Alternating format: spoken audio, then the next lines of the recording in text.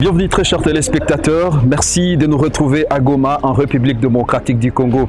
Ça c'est votre émission Club d'entrepreneurs. Club d'entrepreneurs va aujourd'hui rencontrer un homme qui se charge du développement du secteur d'entreprise dans la ville de Goma en particulier, mais aussi la République démocratique du Congo dans son ensemble. L'homme c'est Espoir Bindu Mouni-Iré, cet homme qui est à la tête du CDE qui est ce Centre for Development of Enterprise. Juste quelques secondes, le temps pour vous de vous abonner et de souscrire à cette chaîne et on se retrouve avec notre invité du jour. Les jeunes doivent beaucoup plus entrer dans l'entrepreneuriat. Aller en politique, c'est bon, mais la politique ne nous permet pas aujourd'hui de développer notre pays. Là où nous pouvons beaucoup plus relever les défis économiques de notre pays, c'est d'entrer dans l'entrepreneuriat.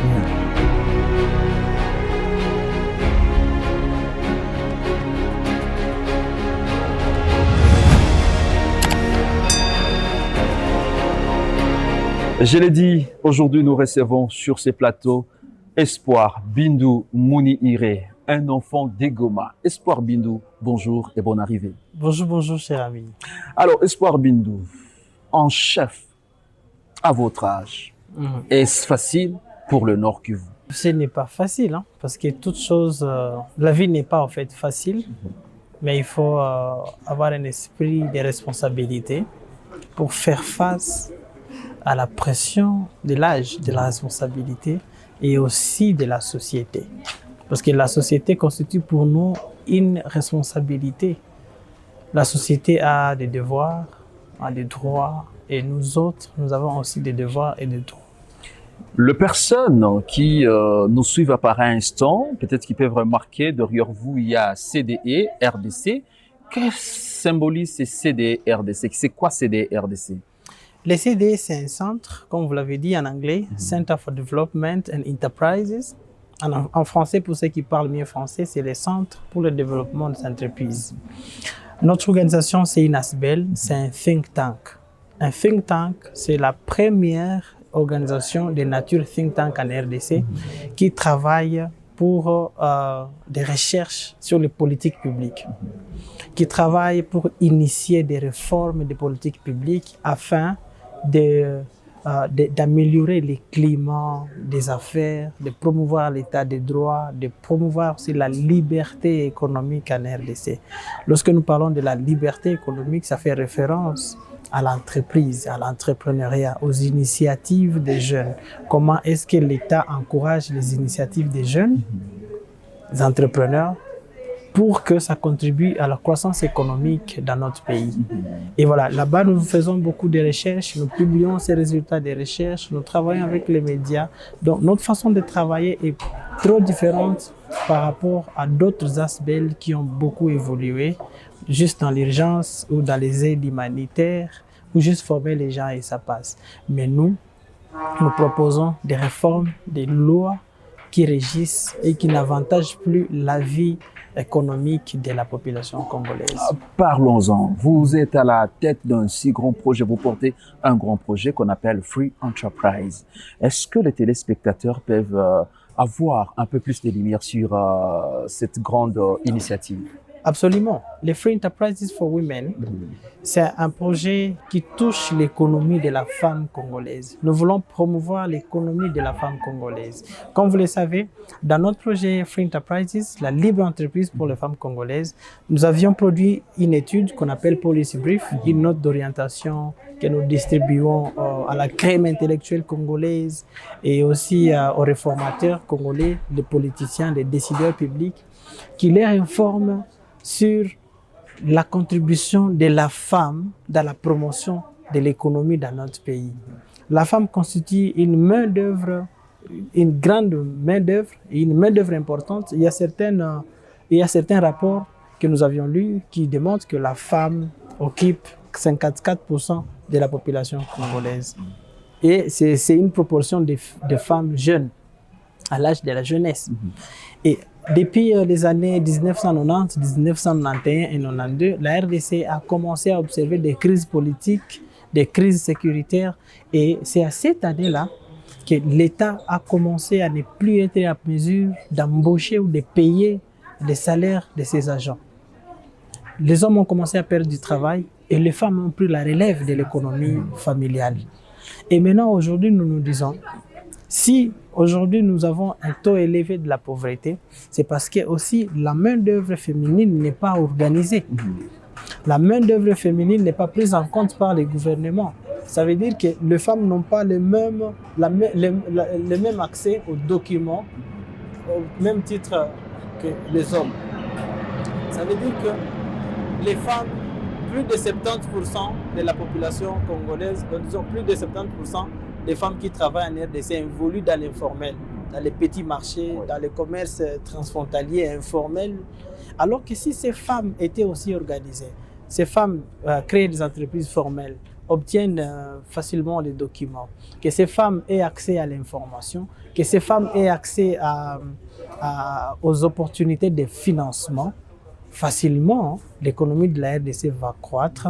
Facilement, les femmes qui soutiennent les ménages, qui soutiennent l'éducation de leurs enfants à travers les petits commerces informels, les femmes peuvent améliorer la vie de plusieurs personnalités dans ces pays. Et comme l'État, il est là, l'État aime à ce que les gens payent les taxes et les impôts, les mêmes entreprises de femmes-là pourraient être parmi les raisons qui vont faire à ce que l'État ait de l'argent. Mais malheureusement, l'État demande même de l'argent.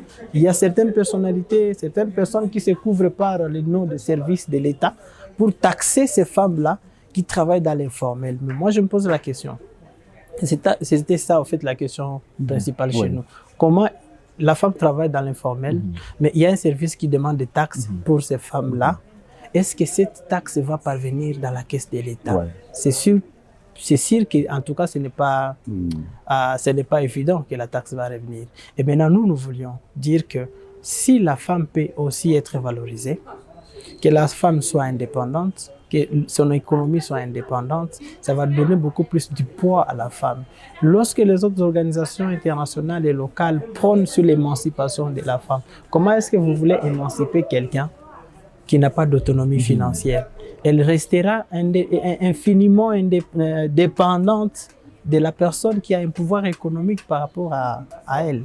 Et alors, nous voulons que l'État arrive à organiser les femmes. Et c'est pourquoi même, dans nos événements, nous invitons certaines personnalités de la société civile, les experts de la société civile, les experts du gouvernement, les ministères de la jeunesse et aussi les guichets uniques qui est chargé de la création des entreprises pour leur demander de clarifier les processus. C'est quoi les processus pour obtenir des documents? Parce que plusieurs femmes qui veulent aussi créer des entreprises formelles rencontrent des difficultés. Est-ce qu'elles existent au moins dans le contexte du Nord Kivu? Est-ce que ces femmes qui créent des entreprises sont là? Il y a des femmes qui créent des entreprises. Nous avons organisé des interviews avec certaines femmes qui créent des entreprises. Il y en a qui travaillent dans le secteur d'environnement, il y en a qui travaillent dans le secteur alimentaire, qui fabriquent, des gens qui produisent des jus naturels.